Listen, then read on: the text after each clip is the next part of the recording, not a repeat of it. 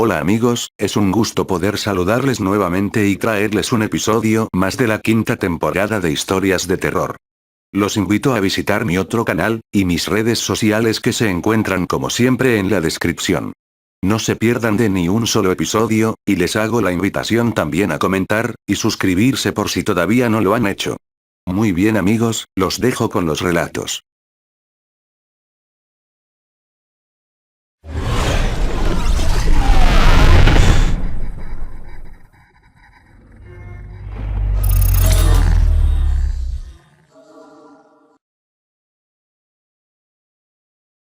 La mujer de los anillos. Relato escrito por Eseba. Existe una leyenda acerca de una mujer que fue hermosa, la cual le gustaba siempre llevar anillos de diamantes en sus dedos, provocando la envidia de otras mujeres, y la codicia de algunos hombres. Dice la leyenda que esta mujer una vez regresaba a casa de noche, y fue asaltada por un ladrón loco por tener esos diamantes, y aunque ella trató de defenderse, el tipo le desfiguró el rostro con un cuchillo asesinándola. Sin embargo, por más que luchó por quitarle los anillos, jamás lo pudo hacer, huyendo del lugar. Se dice que aunque esto sucedió hace mucho tiempo, aún la mujer se manifiesta de diversas formas, buscando venganza sobre cualquiera que quiera robar sus preciados anillos. Rodrigo era un tipo de muchas necesidades, tenía una novia que lo quería mucho, y un perro que le movía el rabo cuando lo veía llegar a casa del trabajo. Rodrigo trabajaba en la morgue del pueblo, era el encargado de las autopsias, sin embargo, no le alcanzaba el dinero, y siempre buscaba la forma de conseguirlo como sea, usualmente llevaba cosas a las casas de empeño, o se las daba a alguien dedicado a vender en el bajo mundo. Una vez apareció un cadáver a la morgue, era el de una mujer no identificada, por más que Rodrigo preguntó quién la había llevado, nadie supo responderle. La mujer estaba totalmente cubierta por una sábana blanca, era un cadáver que nadie reclamaría. Ese día Rodrigo estaba especialmente deprimido por su situación, y más aún porque era el cumpleaños de su novia, y no tenía nada que regalarle. Pero todo estaba a punto de cambiar, cuando un brillo dio justo en sus llorosos ojos, y le permitió ver que aquel cadáver que acababa de llevar, tenía nada menos que 2 anillos de diamantes. Rodrigo no lo podía creer, solo tenía que quitarlos, nadie conocía a esta mujer muerta, no habría problema, así que intentó removerlos con sus manos, pero era imposible, era como si estuvieran pegados a los dedos. Entre tanto forcejeó, sin querer tiró la sábana que cubría el cadáver al suelo, descubriendo entre otras cosas, el rostro de aquella mujer. Rodrigo suspiró, y sus ojos casi salen de sus órbitas al ver aquel rostro con un enorme corte en su boca. Por Dios mujer, ¿qué hiciste en vida para que murieras así? Bueno, ¿qué más da? Otro corte no te hará más fea. Al decir esto Rodrigo tomó uno de sus implementos para las autopsias, y procedió a cortar los dedos de la mujer, para echarlos dentro de una bolsa, y llevárselos a casa donde su novia y su perro lo esperaban. Uf. Por fin, uno será mi regalo para Sofía, y el otro lo voy a vender, seguro conseguiré buen dinero por él, qué suerte. Rodrigo lo tenía todo solucionado, una vez que cortó ambos dedos, caminó hacia la salida de la morgue, ya era algo tarde y no había nadie. Sin embargo, algo como un quejido, o murmullo lo detuvo, y mirando de reojo le pareció ver a la mujer sentada en la camilla de autopsias. Rodrigo se estremeció del susto dejando caer los dedos, pero al parecer solo era su imaginación, ya que el cuerpo no se había movido. ¿Qué demonios? Maldito trabajo, debo dejarlo. Rodrigo logró sacar los anillos, y tiró los dedos en el primer basurero que vio de camino a casa. Luego se detuvo en una tienda para regalos, y como si nada, compró un estuche muy lindo, para colocar dentro uno de los anillos y llevárselo a Sofía. El otro decidió guardarlo para venderlo al día siguiente. Al llegar a casa, su novia y su perrito lo esperaban, Sofía se emocionó mucho al ver el hermoso anillo que Rodrigo le regalaba. Pero mi amor, ¿de dónde sacaste dinero para esto? No te preocupes, mi amor, ¿qué te ha sucedido? No mueras, respóndeme. Por más que Rodrigo llorara su pérdida, Sofía no respondería, sin embargo algo parecía faltarle, Sofía no tenía el dedo donde se había colocado el anillo, y Rodrigo al revisar qué fue lo que pudo haberla ahogado, se dio cuenta de que aquel dedo que hacía falta, estaba dentro su garganta provocándole la asfixia, pero el anillo no estaba en él. Rodrigo comenzó a temblar al ver tanto horror, y pensando que tal vez, él había provocado todo eso al llevarse los anillos de aquella mujer. Pero no había tiempo para arrepentirse, el perrito no paraba de ladrar, advirtiéndole a Rodrigo que alguien había entrado a la casa, y estaba parada justo detrás de él con su rostro desfigurado, con un anillo en el dedo, y en busca del otro que tenía Rodrigo en su bolsillo.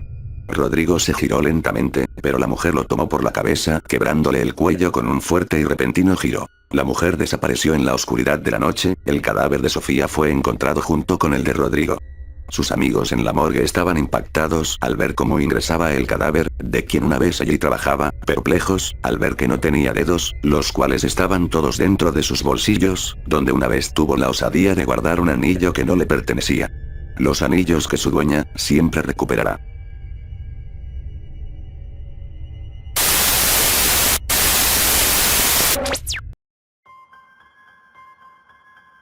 Alma, cuerpo y fuego. Relato escrito por Jean-Paul Alexander Guevara. Desde el infierno se escuchan voces en nuestra alma, desgracias vienen vinculadas a ellas, y demonios vinculados a esas desgracias. Desde tiempos antiguos, los demonios se aprovechan de nuestro sufrimiento, ángeles caídos inmaduros que solo buscan la atención de su padre y que nos ven como sus juguetes. ¿Hay que tenerle miedo al infierno? No, pero sí a los demonios que viven en él. Patricia Mancini, una venezolana de padres italianos, vive en El Castaño, en el sector norte de la ciudad de Maracay, en una residencia con unos amigos, Cheo, Lisandro, e Irma Rodríguez. Patricia conoció a Cheo en una obra de teatro en el centro de Maracay, ambos se empezaban a burlar del mismo personaje, y desde ese día tuvieron una amistad inseparable, pero Irma sin duda alguna es su mejor amiga, se conocieron en la universidad. Irma siempre fue tímida, pero Patricia se acercó a ella desde el primer día de clases, desde ese día ambas supieron que serían las mejores amigas, si acaso hermanas. Un día en una reunión familiar, Patricia invitó a Cheo e Irma para el restaurante de su familia, todos estaban disfrutando, Irma conoció a Cheo, en ese mismo día el padre de Patricia estaba borracho y le dijo: "Mi hija no es una puta". Cheo con toda autoridad le responde: "Lo sé, por eso es mi mejor amiga". El padre, con el fin de buscar polémica, le dijo a Cheo: "Fuera de mi restaurante. Un morenito como tú no puede ser amigo ni pareja de mi hija". Gracias a esas palabras Patricia decide levantarse, tomar sus cosas, y decirle a Cheo y a Irma el mudarse juntos. Al principio, Cheo no se hacía la idea de vivir con dos muchachas, él solo en una residencia, las dos son muchachas que son muy guapas. Con el tiempo se mudaron juntos, y de hecho todo fue como anillo al dedo, hasta que un día a Irma se le ocurre la brillante idea de ir al cementerio metropolitano de Aragua, en plena noche. Un lugar donde hasta el último pedazo de tierra tiene esencia a muerte, donde los muertos ya no tienen cabida de la cantidad de tumbas por muertes diarias que ocurren en el estado. Un amigo de la universidad le comentó a Irma que aparecen espíritus en la noche, y solo las personas valientes y los brujos tienen los guáramos de ir a esas horas. Irma, intrigada con lo paranormal, reta a Cheo y a Patricia a ir al cementerio toda una noche. En eso Cheo, con una sonrisa y mirando hacia los lados con un poco de miedo, le dice a Irma: "A mí los muertos no me dan miedo". Pero, luego le tiembla la voz: "Pero los ladrones y matones que rondan por el sitio sí". Patricia se anima y les dice a ambos: "Vamos, debe de ser interesante". ¿Te imaginas a Cheo atemorizado en pleno cementerio? Ja ja ja ja ja.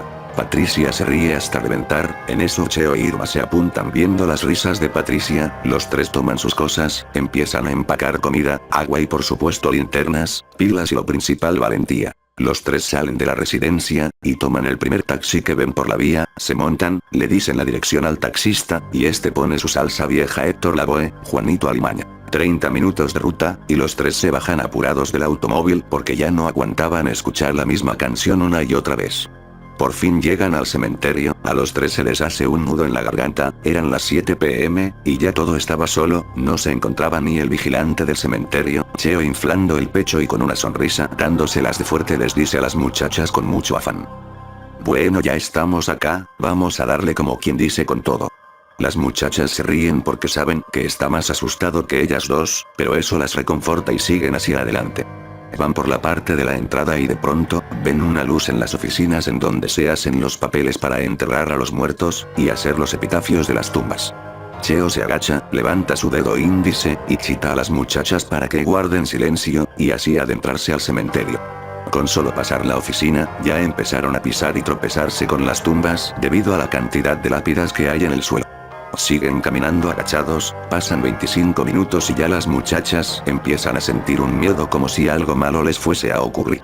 El cementerio se estaba tornando cada vez más y más oscuro, a pesar que hay faroles en todo el cementerio. En eso se explota un transformador de la zona, y se va la luz en el sector. Todo se puso negro, solo se veían entre ellos a simple vista, así que deciden encender su linterna, y podían ver aunque sea un poco más. En eso, a 3 metros de ellos pasan unas sombras. Irma se asusta, y le pregunta a Cheo: "¿Viste? ¿No serán paleros o ladrones?". Cheo con su cara toda seria. Palero no son, hubiesen corrido hacia afuera del cementerio y no creo que sean ladrones en esta zona, atracan directo.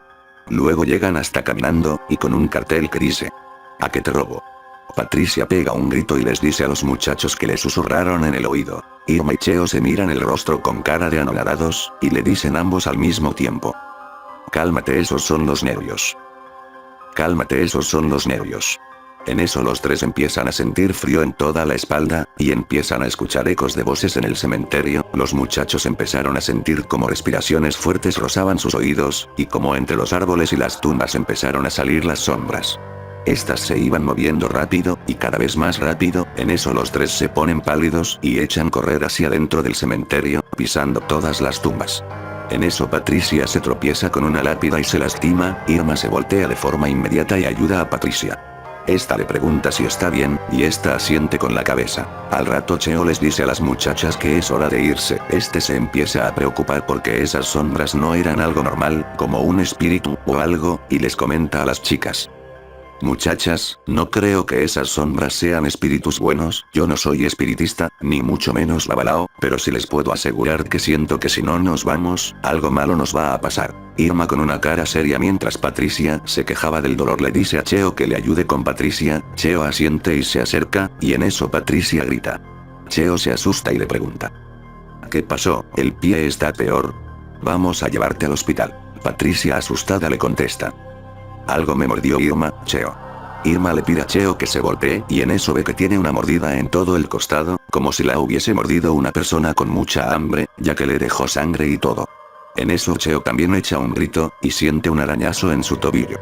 En eso ve que tiene una marca como de garras y se asusta. Agarra a Patricia en brazo como si fuese una princesa y salen del cementerio despavoridos. Los muchachos, con todo el miedo que cargaban, toman el primer taxi nocturno y piden ir al hospital.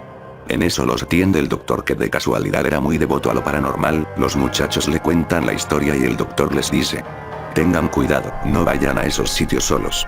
Les dio su reprimenda, les mandó una medicina, y luego se fueron a casa. En eso llegan a casa a horas de las 2 a.m, todos se echan una ducha, se toman la medicina y luego a dormir. A los días, empiezan a tener peleas tanto como Patricia con Cheo, Cheo con Irma, Patricia con Irma, y siempre tanto Patricia como Cheo andaban insoportables. Irma nota algo curioso: las heridas no se les cierran, siempre tienen las marcas, y lo más tenebroso es que cada vez que discuten todo se torna frío. En eso un día Irma se queda sola en la residencia y se toma una siesta boca abajo en plena tarde, y siente como algo le susurra en el oído. Siente como si algo se le subiese al cuerpo, algo muy pesado, y de pronto, esta voltea y ve una especie de espectro, una criatura que su rostro estaba demacrado, arrugado. Se veía claramente que esta no tenía ojos, un aspecto parecido a la parca, esta no tenía un manto, parecía tener una especie de cuerpo etéreo. El olor era humedad, azufre, y se podía oler todo el olor de rosas muertas como las flores en el cementerio. Esta criatura empieza a susurrarle algo y le dice: el infierno está en su hogar, la muerte los acompaña. Irma decide llamar a un espiritista y una especie de exorcista a la residencia para resolver el problema de inmediato. Al rato en la noche llegan ambos y ya Irma los esperaba con los exorcistas. Patricia se sintió incómoda con las visitas. ¿Se puede saber quiénes son estas personas? Irma, ¿qué carajo estás haciendo? En eso Cheo también con una voz fuerte: ¿por qué tú no avisas que vas a traer gente? Irma con una voz asustada, pero con convicción le contesta a ambos: esta es mi solución a los problemas. Ustedes muchachos creo que tienen un muerto encima y capaz algo peor. Cheo se enoja y le dice: ¿tú eres bruja acaso para saber si eso es verdad? Irma se enoja, pero en eso el espiritista los calma y les dice: primero que nada, mucho gusto, soy Enrique Piñera. ¿Ustedes están peleando y se sienten furiosos desde el día que fueron al cementerio? Cheo y Patricia se calman, se miran los dos a los ojos, y le responden con suma sinceridad a Enrique, con un sí. En eso Patricia voltea hacia donde está el otro señor y le pregunta: ¿quién es usted? El señor con una sonrisa muy serena le responde: Arturo Figueroa, y soy el que va a limpiar su hogar. Ambos, tanto Patricia como Cheo, se sienten incómodos pero aceptan porque de alguna manera sienten que puede llegar a ser una solución. En eso el señor Enrique los mira a los dos y les dice: muchachos, siento una fuerte presencia. Irma nos dice que una especie de espíritu maligno la atacó estando acá sola mientras ustedes no estaban, y cuando ustedes llegaron todo se puso más frío. Es algo que se ancló a ustedes, déjenme ver las heridas que tienen. Los dos jóvenes muestran sus heridas, y el espiritista les dice con un rostro muy serio y sorprendido. Chicos, esa mordida y ese rasguño solo lo puede hacer una entidad maligna que es un demonio. Por si no lo sabían y ya se le apareció a su amiga, lo único que les puedo decir es que hay que hacer una limpieza sí o sí. Por la gravedad del asunto hay que hacerlo ya antes de que el demonio tome poderío en ustedes. En eso Patricia preocupada le dice al espiritista. ¿En serio la situación es tan grave? El señor Arturo le contesta con suma seriedad que sí. De pronto, el ambiente se puso más frío y empezaron a salir objetos disparados por toda la sala, los muchachos se agacharon, y en eso Arturo levanta su mano con una Biblia y empieza a citar una oración en latín. La situación se torna cada vez más y más difícil, al punto en que hay trozos de vidrio en todos lados. En eso el señor termina y todo se calma, el ambiente pesado se calma y los muchachos sintieron como si un peso se les fuese quitado de encima. Pasan los días, los muchachos dejaron de discutir, todo volvía a la normalidad, al menos eso creían, hasta que de pronto una noche los muchachos jugando Monopoly, ven como una sombra está parada entre la cocina y la sala como mirándolos. Estos se asustan, dejan de jugar y se acuestan a dormir en la misma habitación. En la noche más tarde, Patricia está acostada y de pronto ve como unas manos la están tomando del cuello ahorcándola. Los muchachos dormitan como si no hubiese un mañana. Patricia no podía respirar, y en eso se le ocurre estirar ambos brazos para despertar a Irma y Cheo y lo logra. La entidad desaparece, y de pronto ambos despiertan y ven como Patricia está llorando, los toma a los dos y les dice. Algo me estaba ahorcando. Vayámonos. Cheo, ya obstinado de la situación, se enfrenta al espíritu. Grave error, ya que este le aparece de frente y lo empieza a ahorcar. Cheo lucha para liberarse, siente como la sangre se le sube a la cabeza, y la peste del demonio al acercarse cada vez más. En eso a Cheo le sale de sus labios con el poco aire que le queda. Dios, ayúdanos. En eso les aparece una silueta en la esquina de la habitación iluminada por una especie de luz, con una gama de colores que antes no habían visto, y se escucha una voz solemne y grita. Deja a mis hijos, demonio, al fuego del infierno te vas. En eso todos asustados se vieron al rostro, tomaron sus cosas y se fueron por un tiempo a la soledad por las delicias. Cada uno se fue mudando en zonas cercanas, y desde ese día a los muchachos siempre le piden a Dios. Nunca dejan de pedirle y su amistad se fortaleció. Cheo tuvo un romance con Irma y se casaron. Patricia se casó con un moreno llamado Juan, pero a veces cuando estamos en lo profundo de la oscuridad, solo hace falta la luz en un instante para salvar nuestra alma. Aprovecha esa luz y líbrate de todo mal. Atentamente, Jean Paul Alexander Guevara.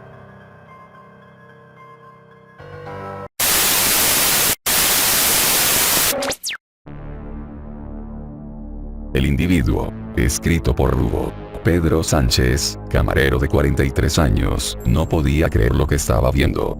Disminuyó la velocidad de su vehículo y observó con detalle aquello que le había salido al paso mientras circulaba por la solitaria y oscura carretera secundaria que llevaba a León. A unos 200 metros de distancia apareció de repente un rectángulo muy luminoso, semejante a una pantalla de televisor de color anaranjado, que se mantenía a 2 metros de altura sobre el asfalto sin emitir ningún sonido. El miedo se apoderó del conductor, que comenzó a aumentar la velocidad, dispuesto a dejar atrás a su extraña escolta. Pero por más que aceleraba, aquello continuaba guardando la misma distancia. Al llegar al desvío de entrada que se dirigía a su chalet, Pedro bajó del coche, comprobando cómo aquella pantalla se paraba, y posteriormente empezaba a ascender lentamente, para perderse en el cielo encapotado de León. Pedro entró en su casa, se tiró en la cama y desvelado toda la noche, no pudo dejar de pensar en lo que había visto. Pasaron los días y el hombre no pronunciaba palabra, no salía de casa. El miedo y la inseguridad se habían apoderado de él. Su vivienda parecía un búnker, debido a los tablones que clavó en las ventanas y en la puerta, y en las paredes del interior había raros dibujos que se podían identificar con ovnis. La gente cercana a Pedro, preocupados por no saber nada de él, se acercaron a su casa observando algo horrible. Cuando pudieron abrir la puerta entablada, se encontraron la casa completamente desordenada, las fotos en las paredes, y pintadas. Todo tenía un aspecto espeluznante, pero Pedro no estaba allí. Buscaron por todas las habitaciones del chalet, hasta que se dieron cuenta de una trampilla que daba entrada al ático. Subieron por las chirriantes escaleras de madera, y cuando llegaron arriba, la imagen de una silueta parecida a un hombre se observaba al fondo de la habitación. Corriendo se acercaron a él y a la vez que lo hacían se oía una voz que decía: «Fuera de aquí. Salir de mi cabeza».